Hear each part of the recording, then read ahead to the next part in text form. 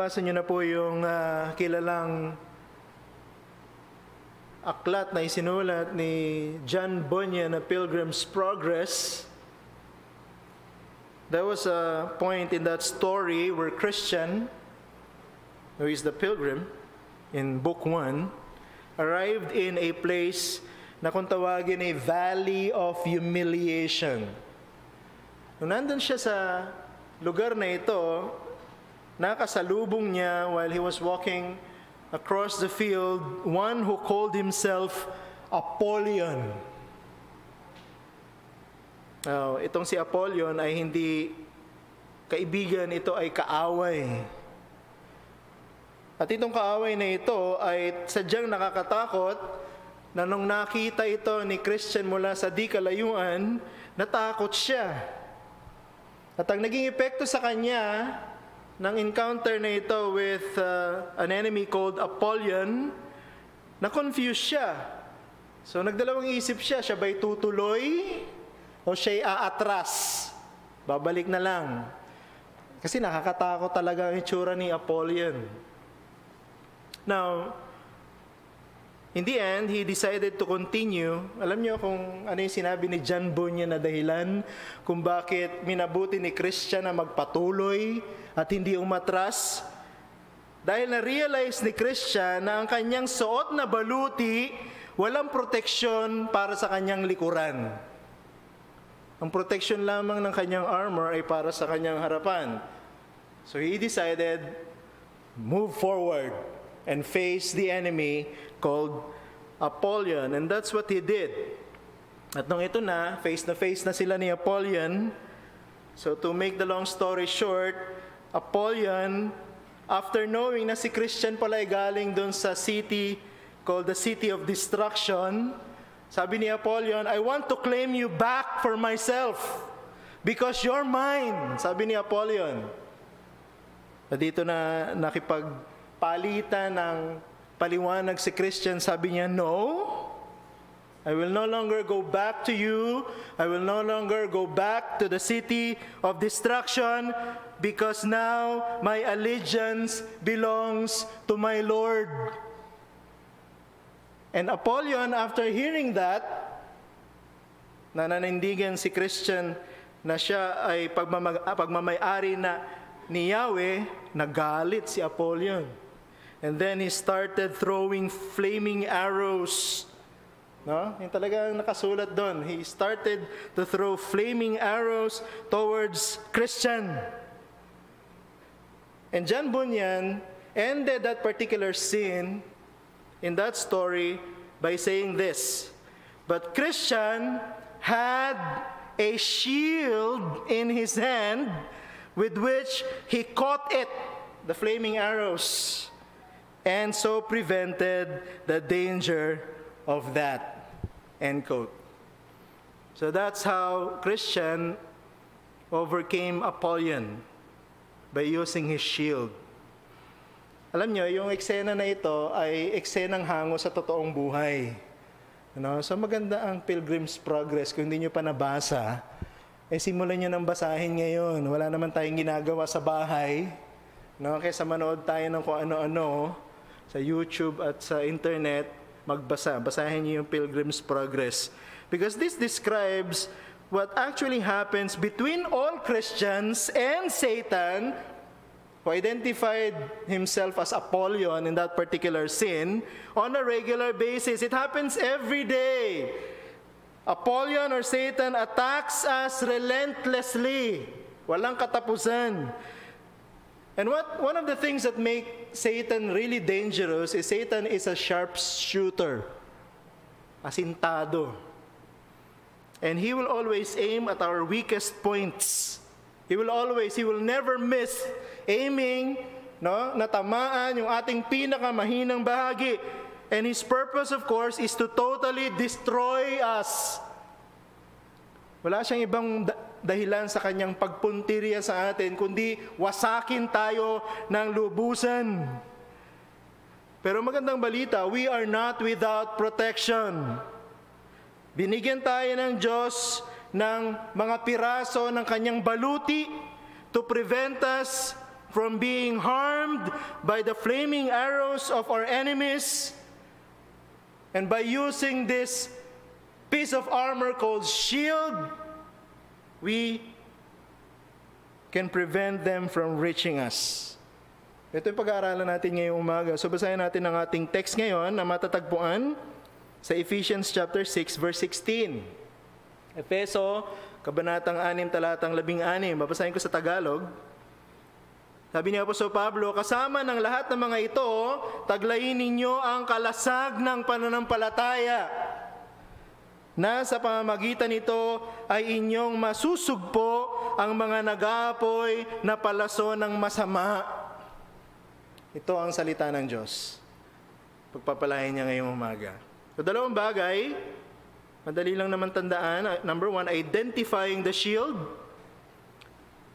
And after identifying the shield, utilizing the shield. Yun lang naman ang points, no? Identifying the shield and then utilizing the shield. Ano ba itong shield na ito? At paano ba natin ito dapat gamitin? So tingnan natin yung una, identifying the shield. Now, dumako na tayo sa pang-apat na piraso ng baluti ng Diyos. At ang tawag ni Pablo dito, shield of faith. Now, the question is, what exactly does Paul mean by faith? Ano yung ibig sabihin ni Apostol Pablo doon sa pananampalataya na kung tawagin ay kalasag o kalasag na kung tawagin ay pananampalataya? Ito ba ang tinutukoy niya ay ang nagiging tugon ng isang taong na born again sa panawagan ng Ebanghelyo ni Jesus? O tinutukoy ba ng salitang pananampalataya ang paraan ng pamumuhay ng isang Kristiyano habang siya ay nasa ibabaw ng mundo? Ano nga ba?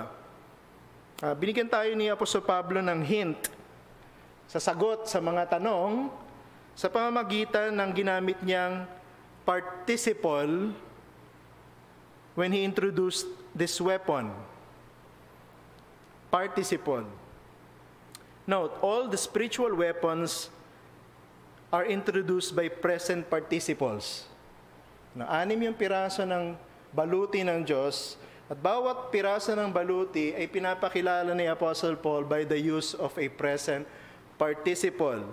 In the first three, sa unang tatlo na pinag-aralan natin, inintroduce sa atin ni Apostle Paul ang mga ito sa pamamagitan ng paggamit ng salitang having.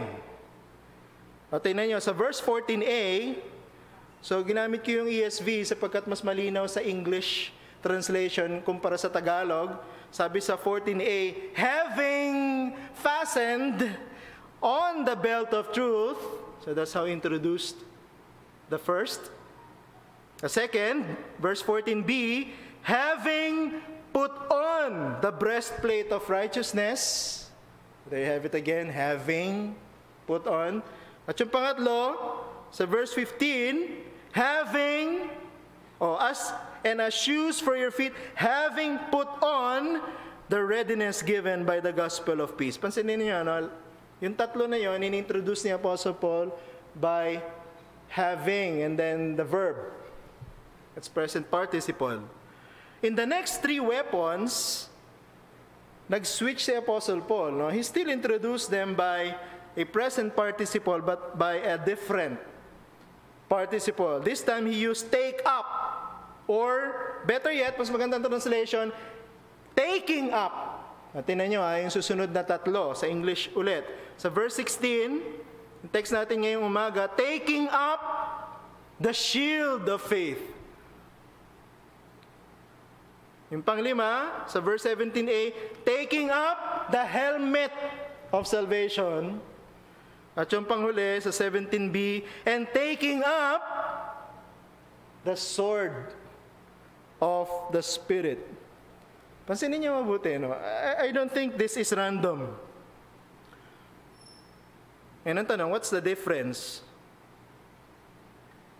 Paul deliberately divided the pieces of the armor into two groups. Dalawang grupo. Kaya gumamit siya ng magkakaibang participle to introduce the two groups. Obviously, the first three weapons na inintroduce niya sa pamamagitan ng present participle na having and then the verb is, or they are attached directly to the body of the soldier. Napansin niyo ba yun? The first three, diba, yung belt, breastplate, the shoes. They are all directly attached to the body of the soldier. This is very significant. They needed a special kind of fastening in order to make sure na itong mga weapons na ito remain intact or immovable in their positions on the body of the soldier. So pagka inilagay natin na nakadikit direkta sa ating mga katawan, itong unang tatlong bahagi ng baluti ng Diyos, kailangan hindi matanggal. Kailangan immovable, fixed. Ano ibig sabihin yan? Napansinin ninyo, yung unang tatlo, katotohanan, katuwiran, kapayapaan, refer initially to what? What God has done for us. Kung ano yung ginawa ng Diyos sa atin. Diyos ang gumawa, hindi tayo. That makes them permanent. That makes them fixed, immovable. They are unchangeable realities. They are objective truths brought to us by the Holy Spirit upon conversion. Pag ang isang tao ay naging Christian, he will have the truth, he will have righteousness, he will have peace, and they will never be removed. Yung pangalawang grupo, the other three, na pag-aaralan natin sa mga susunod na Lord's Day, Lord willing, refer to the weapon that we grasp, we take up, when needed. Pansin niyo ba yun? Diba? Yung shield, yung helmet, yung sword, no? Hindi yan nakakabit sa katawan natin.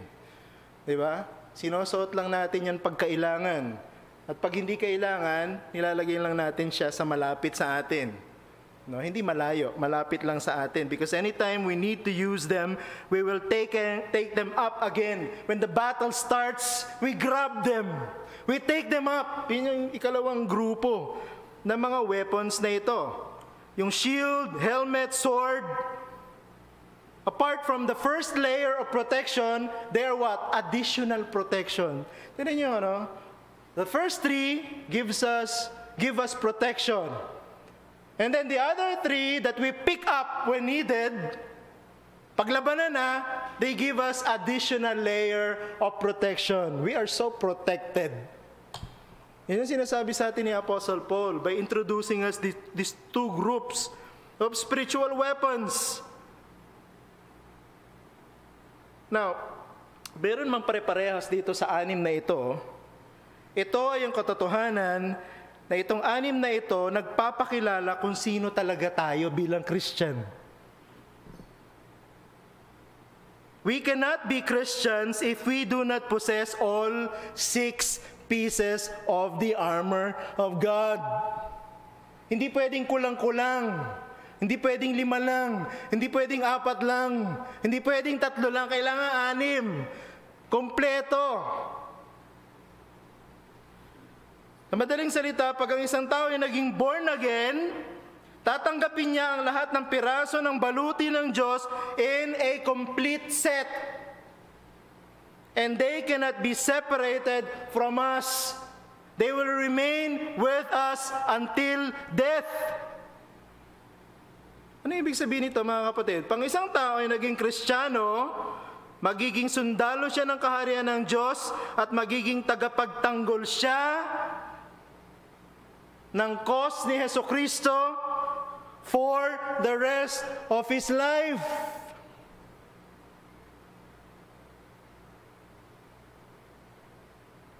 Katulad ni Christian dun sa Pilgrim's Progress, we can only move forward, walang atrasan. Bakit? Sapagkat ang binigay sa ating baluti ng Diyos ay sapat to give us protection,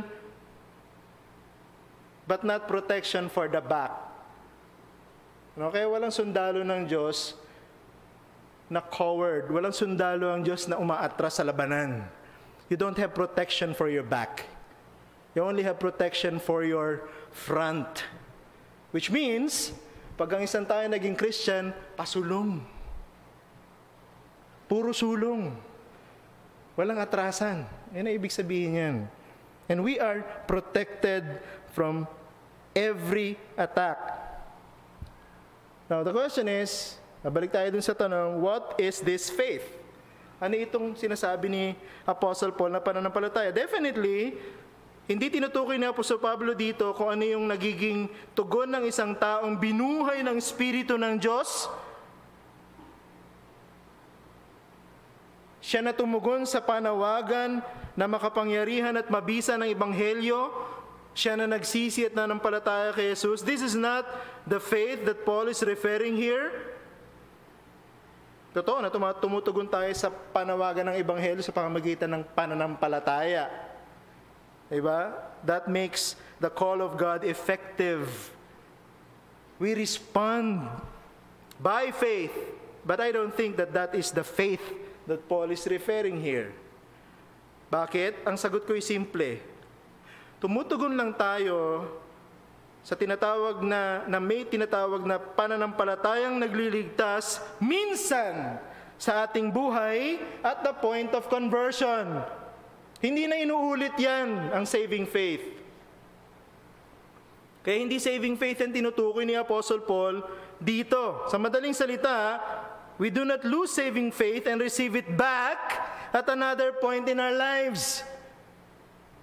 Kapag dinescribe ni Apostle Paul ang shield of faith as something that we put down when at ease and pick up when needed. So hindi ito yung saving faith na tinutukoy ng Biblia. It's something else. Something else. So let me support my position. Number one, now with two things. Number one, Paul describes a person who becomes a Christian as one who was dead and then brought back to life. Kaya hindi ako naniniwala na yung pananampalatayang kalasag ay yung pagtugon natin sa Ebanghelyo na naging dahilan ng ating pagiging born-again Christian. No, that's not it. Why? Sapagkat ang isang Kristiyano dating patay na binuhay. Tingnan yung sinabi sa atin sa Efeso, no? From the same letter, chapter 2, verse 5, sa Tagalog, sabi niya, maging noong tayo mga patay sa pamamagitan ng ating mga pagsuway, binuhay niya tayo kay Kristo sa pamamagitan ng biyaya, kayo'y naligtas. There's no way that Paul is entertaining here a thought na ang isang Kristiyanong binuhay ay mamamatay ulit spiritually. Pagkatapos, tatanggapin ulit niya ang kaligtasan sa pamamagitan ng pagtugon sa pananampalataya. Ayan ang tinuturo ng easy believism. Pag nagduda ka na Kristiyano ka, tanggapin mo na lang ulit si Jesus para matiyak mo. Hindi ganon. Hindi natin ginagamit yung phrase na once saved, always saved because of its bad history. But it has a point. Diba? Pag ang isang tao naging Christian, Christian na siya forever. We cannot un-Christian ourselves. We cannot die again and then respond again in faith. Sapagkat ang tinatanggap natin pag ang isang tayo naging Christian ay hindi pangkaraniwang buhay. Ano sabi sa atin ng Biblia? When a person responds in saving faith, he will receive eternal life. Yung mga familiar na verse, for example, John 3:16, anong sabi dyan sa Tagalog? Sapagkat kayo na lamang ang pag-ibig ng Diyos sa sanlibutan na ibinigay niya ang kanyang tanging anak upang ang sinumang sa kanya sumampalataya ay huwag mapahamak, kundi magkaroon ng buhay na walang hanggan. So pag ang isang tao ay tumugon sa pamamagitan ng pananampalataya, ililigtas siya ng Diyos, bibigyan siya ng ordinaryong buhay? Hindi. Buhay na walang hanggan. The same thing sa Romans chapter 6 verse 23. Sa Tagalog, sapagkat ang kabayaran ng kasalanan ay kamatayan, ngunit ang kaloob ng Diyos na walang bayad ay buhay na walang hanggan kay Kristo Jesus na Panginoon natin. So we receive eternal life. Pag ang isang tayo binuhay mula sa pagiging patay, mananatiling buhay magpasawalang hanggan. That's my first line of thought, explaining my position that this is not saving faith. The second is this: Paul tells us that faith is a gift of God. Ano sabi sa Ephesians ulit, chapter 2, verse 8? Sa Tagalog, sapagkat sa biyaya kayo'y naligtas sa pamamagitan ng pananampalataya, at ito'y hindi sa pamamagitan ng inyong sarili, ito'y kaloob ng Diyos.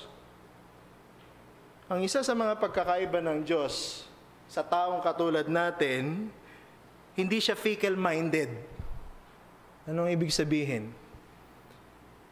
Ang Diyos ay hindi katulad ng tao, pag binigay niya, magbabago yung isip niya, babawiin niya ulit. Hindi ganoon ang Diyos. Pag ang Diyos nagbigay ng isang bagay, atin na yun. Nagpasawalang hanggan. Ano sabi sa atin sa Numbers in the Old Testament, chapter 23, verse 19 from the ESV? God is not man that he should lie, or a son of man that he should change his mind. Has he said and will not do it, or has he spoken and will he not fulfill it? He's not man. Kung ano yung binigay ng Diyos, ibinigay ng Diyos ang pananampalatayang nagliligtas, hindi niya nababawiin. Kung hindi saving faith ang tinutukoy ni Apostle Paul, then what? I believe that Paul is referring here to what we do. Hindi yung what God does for us, hindi yung what God gives to us at the point of conversion, but what we do. Kung ano yung ginagawa natin. Particularly in order to receive power from God. We must do something to receive power from God. This is a battle. This is a spiritual warfare. Ang kaaway natin ay makapangyarihan. And in order to defeat them, we must have power. At ang sabi sa atin ng salita ng Diyos, meron tayong kapangyarihan. We can have power. Ano sabi sa atin sa Efeso, kabanatang 1, talatang 11? Si Apostle Paul ulit, sa Tagalog sabi niya, at kung ano ang hindi masukat na kadakilaan ng kanyang kapangyarihan sa atin na sumasampalataya. There you have it. That's the faith I'm referring to. Meron kapangyarihan na para sa atin, galing sa Diyos, sa ating sumasampalataya, ayon sa paggawa ng kapangyarihan ng kanyang lakas. This is the power that we need to win against Satan and his demons. And this power is available. All we have to do is ask for the power. We receive it by faith. Yan yung sinasabi ni Apostle Paul, shield of faith. There's power reserved for us, but we can only use it by faith. Sa pamamagitan ng pananampalataya. This is the power that we need to overcome Satan and his demons. This is not the power that the world offers. The world offers power, fame, popularity, the celebrity image. The more people that know you, the more powerful you become. That's not the power of God. That's an imitation. That's a fake power. Ang power ng Diyos, we receive by believing. Ito yung sinabi ni Apostle Peter sa atin, doon sa 1 Peter chapter 5, verse 8 and 9. Tingnan nyo. Sabi sa Tagalog, Verse 8 ng 1 Peter chapter 5, magpakatino kayo, magbantay kayo. Ang dyablo na inyong kaaway tulad ng leyong gumagala at umuungal na humahanap ng kanyang malalapa. Verse 9, anong sabi sa atin ni Apostle Peter? Siya'y labanan ninyo. How? Maging matatag sa inyong pananampalataya. Ayan na naman. Yamang inyong nalalaman na ang mga gayong hirap ay nararanasan ng inyong mga kapatid sa buong sanlibutan. Kaya nating labanan si Satan, kaya natin siyang talunin sa pamamagitan ng matatag na pananampalataya. So ano ibig sabihin nitong lahat? To take the shield of faith means what? To appropriate the promises of God recorded in His Word on our behalf. Ito yung sinasabing pananampalataya. May mga pangako ang Diyos, may mga sinabi ang Diyos na sinulat niya sa kanyang banal na aklat para sa atin yun. All we have to do is what? Use them. Believe in them. Claim them. Maging confident tayo na sa paggamit natin ng salita ng Diyos, sa mga pangako ng Diyos, magiging protektado tayo laban sa ating mga kaaway. At mananalo tayo. Yun yung pananampalatayang kalasag. Ang pananampalataya ay ang pagyakap natin, pag-angkin natin sa mga pangako ng Diyos, lalo na sa mga panahon na marami tayong pagdududa, lalo na sa mga panahon na tayo nadidepress. Anong kailangan natin gawin? Balikan natin ang mga sinabi ng Diyos, ang mga pangako ng Diyos, at paniwalaan, angkinin. Yun ang tinutukoy na pananampalatayang kalasag. Pananampalataya din ang kailangan natin upang makamit natin ang kapangyarihan galing sa salita ng Diyos para pagtagumpayan ng mga tukso ng kaaway na tayo ay magkasala. Kapangyarihan din ng Diyos. Galing sa Kanya. Mapapasa atin sa pamamagitan ng Kanyang mga salita. I-exercise sa pamamagitan ng pananampalataya. Ito yung pananampalatayang tinutukoy ni Apostle Paul. At lahat ng Christian may access dyan. Hindi lang pastor, hindi lang mga diakono, hindi lang may mga katungkulan sa iglesia. Kung ikaw ay totoong Christian, meron kang access sa power na ito. Sapagkat binigay ng Diyos sa iyo ang shield of faith. So all you have to do is use it. Claim it. Believe in it. Put your faith in action. Now this is the shield called faith. So how can we use it? Now, let's go to the second point, utilizing the shield. So after identifying the shield, what now? Gamitin. Again, naniniwala ako, and I will maintain my position that Paul got all his ideas about these pieces of the armor from the Old Testament, not from the Roman soldiers. Even the shield.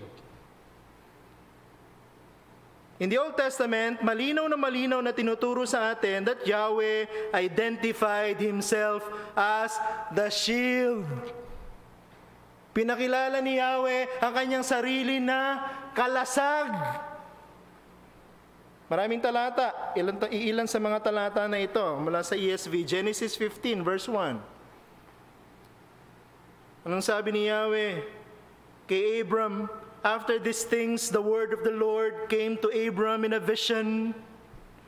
Fear not, Abraham, I am your shield. Your reward shall be very great. Diba?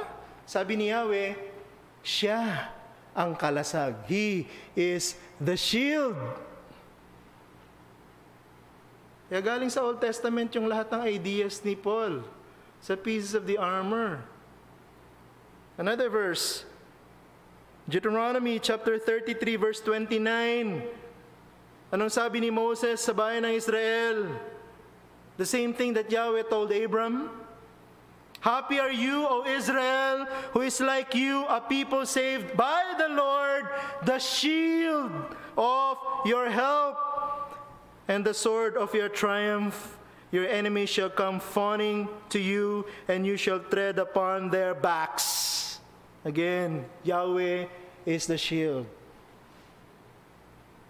And when David came, he said the same thing. Yahweh is the shield. Yun yung 2 Samuel chapter 22 verse 3. Sabi ni David, testifying about the same reality that Yahweh is the shield. My God, my rock, in whom I take refuge, my shield, and the horn of my salvation, my stronghold and my refuge, my Savior, you save me from violence. Walang pagdududa, Yahweh is the shield. Ito pa, mas matindi, si David ulit. Doon sa Psalm 35 verse 2, picture it in your image, parang inuutusan ni David si Yahweh.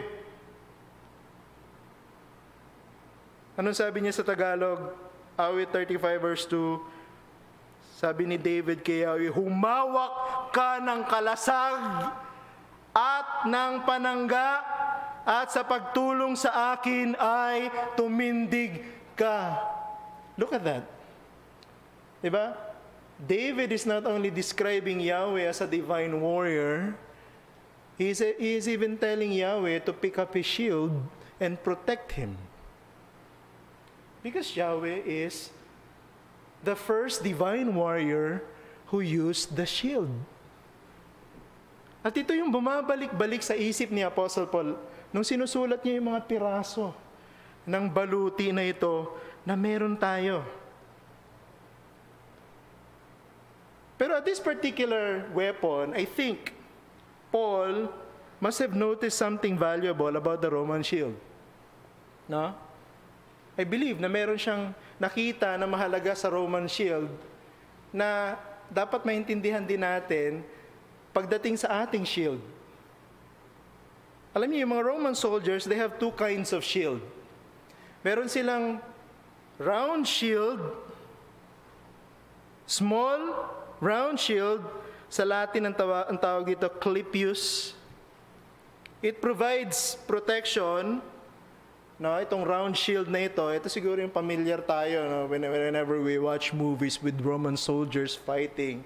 They have this round shield, no? They use it for protection, especially for yung hand-to-hand combat, no, with short swords.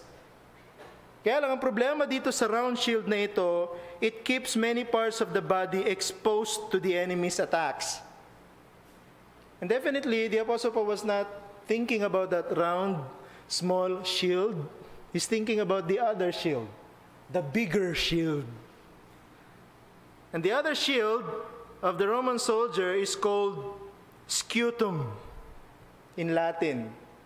Ay malaki talaga itong shield na ito. Ang size ng shield na ito, it's rectangular, originally rectangular in shape. Pero over time, no, na nagmo-modern na siguro naging oblong, no, yung size nito. Pero originally, ang scutum ay rectangular in shape. Anong size niya? 4 feet ang taas. Just imagine a shield. 4 feet ang taas niya and 2.5 feet ang thickness. Ang tindi niyan. It was usually made of 2 plies of wood glued together, and it was reinforced with metal at the top and at the bottom. Alam niyo kung gaano kabigat itong scutum, itong rectangular shield na ito? 10 kilograms. Ang laking shield niyan. No? Ang laking shield. Technically, it was the size of a door. Now, just imagine it. That's the kind of shield that Paul was thinking. You know, when he remembered the shield that Yahweh describes himself in the Old Testament. The kind of protection it gives. Its purpose is basically to cover the whole body. Ano, di ba sabi ni Apostle Paul, stand to withstand the enemy. Ano, pagka nakikipagdigma, sa isip ni Apostle Paul, ang dala-dala ay itong malaki na parang pintuan na shield. And when they stand to withstand, they will make sure that the entire body was covered by the shield. So picture that in your minds.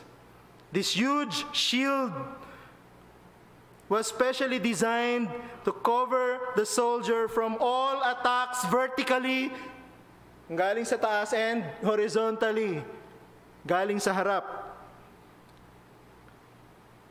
So pagka nagpakawala ng mga arrows, kasama na sa digmaan yun, di ba? Nagpapakawala ng mga arrow na isinasawsaw nila sa tar, ang tawagin ni alkitran, tapos sisindihan nila yan, no? Pagkatapos ipapakawalaan nila yan, pag tinamaan ka nito, siguro masusunog ka. That's the purpose of the flaming arrows. And our protection, according to the Apostle Paul, is this door-sized huge shield. Napoproteksyonan mo yung sarili mo. So what is the use of this spiritual weapon? Tulad na sinabi ko sa inyo dati, all the pieces of the armor, or most of them, except for one, give us protection. So hindi exemption yung shield of faith. Yung shield of faith, binigay sa atin to provide protection. Dinadala nila ito, yung malaking parang pintuang pananggala na ito, to defend themselves from what? Yung mga enemy, of course, when they attack, gusto nila, they will push us para umatras tayo. Yan ang purpose nila, di ba? Aabante sila, by using this arrows na may apoy, para umatras. So just imagine, dala-dala mo. Bawat isa sa atin, merong ganito kalaking shield. Walang atrasan to. Yan ang sinasabi sa atin ni Apostle Paul. We have sure protection. And that is what this faith does. Si Satan and all of his demons are in the offensive. Tandaan niyo yan. Sila lagi yung mga atake. Sila nagsisimula ng gulo. Sila nagsisimula ng away. All we have to do is to stand firm and protect ourselves. So kailangan, wag nating hayaan na tayo ay itulak ng kaaway paatras para sila makaabante.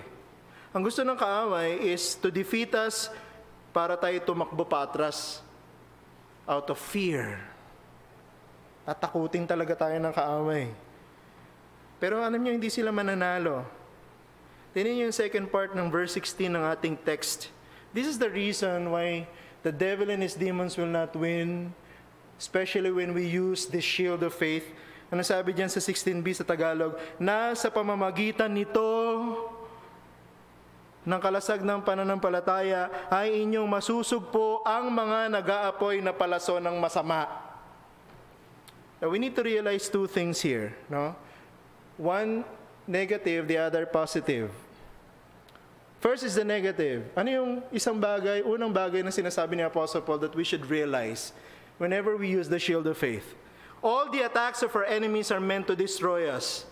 And ibig sabihin, ang mga nag-aapoy na palaso ng masama, ang purpose niyan to destroy us. Satan is described here as what? The evil one. Ano ibig sabihin nun? Bakit? Diba pa iba-iba? Satan, the devil. No? This time, the evil one. Ang ibig sabihin niyan, si Satan, gagawin niya ang lahat ng mga masasakit na pamamaraan para maging miserable tayo. Ano yung ibig sabihin ng evil one? Masama. Gagawin niya ang lahat ng masama na makasasakit sa atin para maging miserable tayo. Ang mga paraan ng pag-atake ng kaaway, walang katapusan. At ang laging gusto ng kaaway, huwag na tayong maniwala sa Diyos. Lahat ng paniniwala natin sa Diyos, gusto niyang gibain. Satan can use a variety of approaches when it comes to his attacks. Itong mga nag-aapoy na palaso, merong internal attacks. Paano? Yung pong mga spontaneous thoughts natin ng doubts, pagdududa, Kristiyano ba ako? Paulit-ulit kong ginagawa tong kasalanan na to. Totoo bang ligtas na ako? Yan. No? Satan is using that to attack us internally. Guilt. No? Guilt out of what? Disobedience natin. Transgression, sin, iniquity.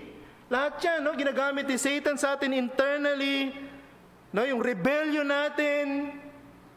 Lust. Malice. Fear. Isipin nyo na lahat ng masama na iniisip natin sa loob at nararamdaman natin sa ating puso, ginagamit ni Satan yan to attack us internally, to destroy us. Walang palalagpasing paraan. Bukod sa internal attack, meron pang external attack. Ano naman yun? Mga sufferings natin. Persecution. Maraming mga mananampalataya sa ibang panig ng mundo, pinapatay sila dahil Kristiyano sila.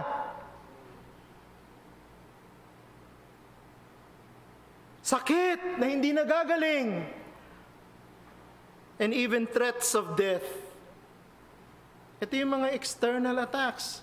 So tinig si Satan, may internal attack, tapos may external attack.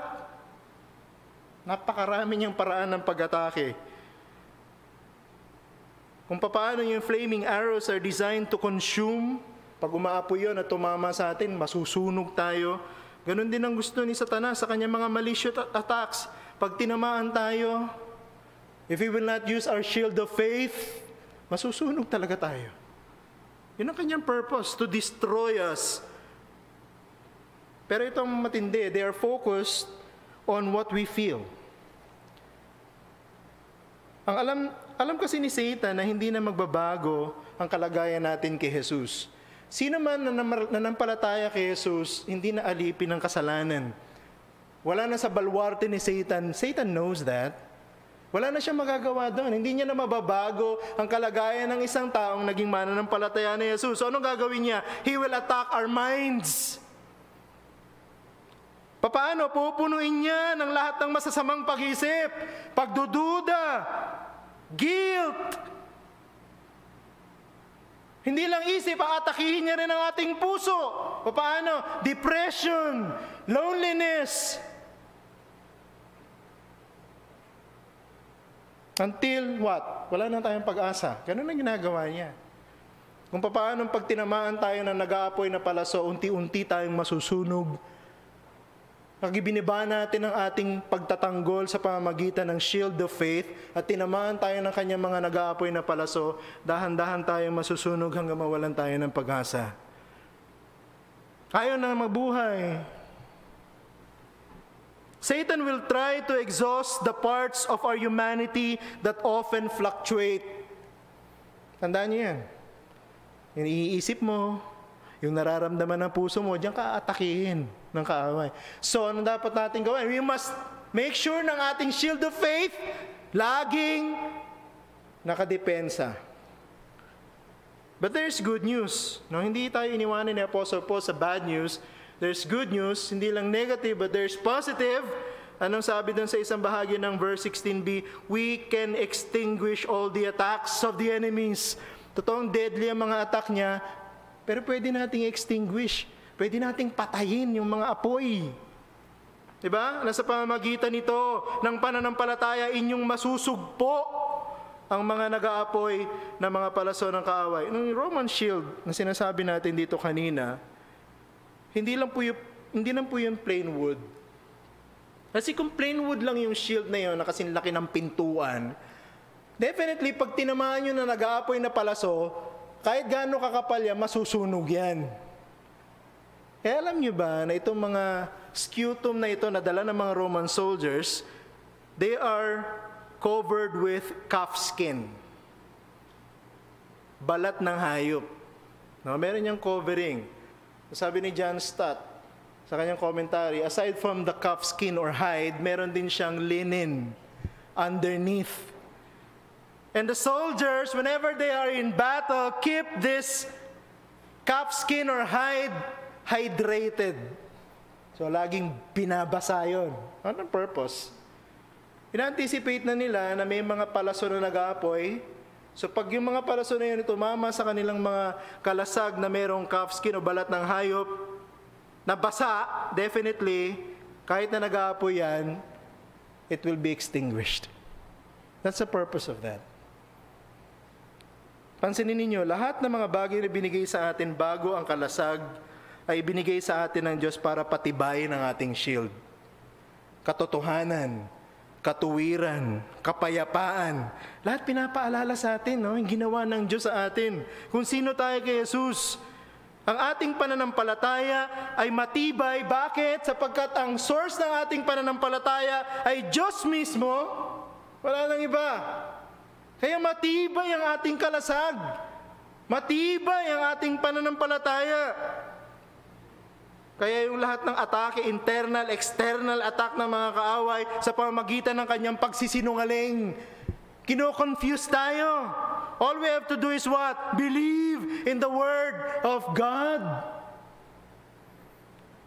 Ang lahat ng kasinungalingan ni Satan na ginagamit niya para atakihin tayo both internally and externally will be exposed by the light of God's Word. Kaya ang tanong, paano natin pananatiling basa ang ating pananampalataya? Paano? Tingnan yung sinabi ni Apostle Paul sa Ephesians chapter 3 verse 16 to 17a from the ESV. Ito yung sagot ni Apostle Paul. That according to the riches of His glory, He may grant He may grant you to be strengthened with power through His Spirit in your inner being, so that Christ may dwell in your hearts through faith. Oh, that's the key. Yung mga Roman soldiers, yung kanilang scutum na binabalutan ng balat ng hayop, binabasa nila. So this is how we keep our faith hydrated. By making sure that Christ dwells in our hearts through faith. Ganito natin patitibayan ang ating pananampalataya. May paraan, mga kapatid. Hindi yung pag naging Christian ka, may pananampalataya ka, laging matibay ang pananampalataya mo. Kaya nga sabi ko kanina, itong pananampalatayang tinutukoy, pananampalatayang may kinalaman sa ginagawa natin. Anong kailangan natin gawin? We should fill our hearts with Christ. Sandali, parang mystical yun ha. We fill our hearts with Christ. Hindi po ito parang magic, mga kapatid, na pagka nag-orasyon ka o nag-ritual ka, magkakaroon ka ng kapangyarihan. Merong ginamit na similar language si Apostle Paul from another of his letter that refers to the same thing. Colossians chapter 3 verse 16a. Anong sabi dyan? Let the word of Christ dwell in you richly. This is how we keep our faith hydrated, mga kapatid. This is how we keep our faith strong. Gusto nyo na kayo ay hindi ma-penetrate ng mga kasinungalingan ni Satan, ng kanyang mga nag-aapoy na palaso? Patibayin ninyo ang inyong pananampalataya. Papaano? Pag-aralan ang salita ng Diyos. Reinforce your faith with God's truth, with God's Word. Kaya napakahalaga, mga kapatid, para sa isang Christian ang nagbe-meditate sa salita ng Diyos araw-araw. Only undisciplined Christians will suffer from the flaming arrows of confusion and guilt brought by Satan and his demons. Kung ikaw ay Kristiyanong tamad, ayaw mong magbasa ng Biblia, gusto mo sinusubo lang sa iyo lagi, paano titibay ang pananampalataya mo? Paano kung Sunday mo lang binubuklat ang Biblia mo? From Monday to Saturday, you waste your time on social media, YouTube and everything, pero walang Word of God, you will become a weak Christian. Yung pananampalataya mo walang tibay. Kaya pag dumating na yung mga pag-atake ng kaaway, ano mangyayari? Bagsak na agad. Masabihin, ang hina ko naman. Kasalanan mo. Hindi ka nag-aaral ng salita ng Diyos. You take the Word of God for granted. We should be meditating on the Word of God regularly. Bakit? Sapagkat si Satan hindi nagpapahinga. Lagi siyang gising. Lagi siyang abala.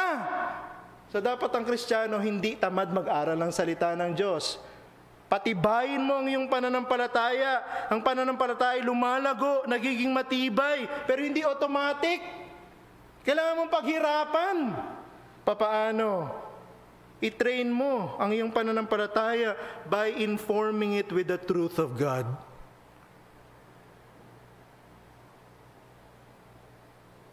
Pag-aralan mo ng sarili ang Word of God, dun lang titibay ang iyong pananampalataya.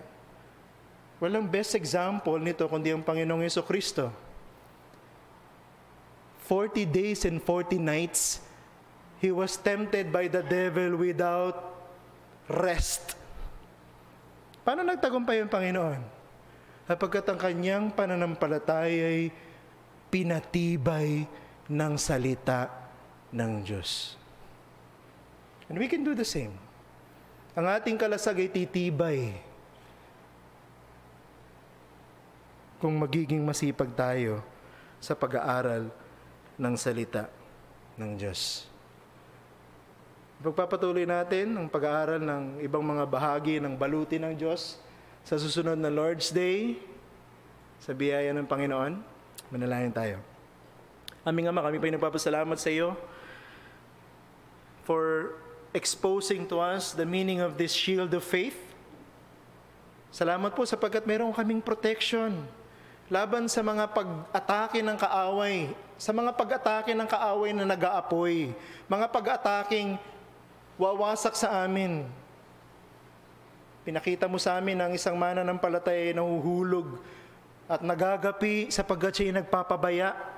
Hindi niya pinananatiling basa ang kanyang pananampalataya sa pamamagitan ng araw-araw na pagbubulay, pag-aaral ng salita ng Diyos. Please, O God, help us to be disciplined Christians.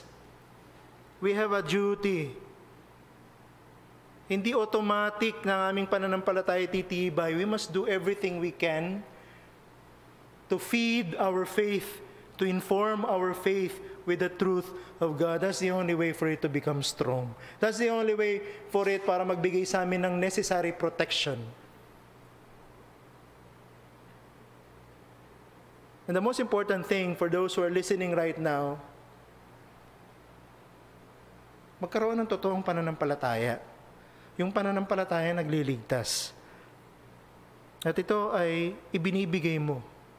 Sana hilingin nila sa iyo, O aming Diyos, na bigyan mo sila ng pananampalataya, na tutugon, na magbibigay sa kanila ng kakayahan na tumugon sa panawagan ng Ebanghelyo, at ang sila ay maging mananampalataya ni Jesus, maging sundalo ng kaharian ng Diyos. Magligtas po kayo ng mga hindi pa mananampalataya na nakikinig sa amin ngayon. Ito po ang aming dalangin sa pangalan ni Jesus. Amen.